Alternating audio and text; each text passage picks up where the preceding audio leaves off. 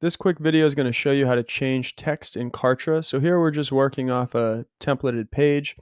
We can hover over any text box and you're going to want to come up and click the edit text button.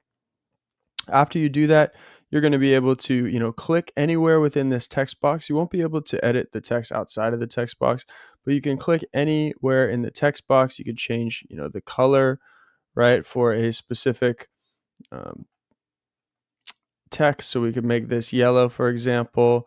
We can change the font, the shadow, positioning, bold, italicized, underline. And we can, of course, delete, this text with our backspace and add any other text.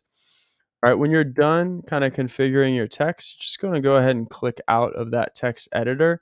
And then, you'll be back to uh, being able to browse, look for the next set of text that you'd like to come up and click edit to.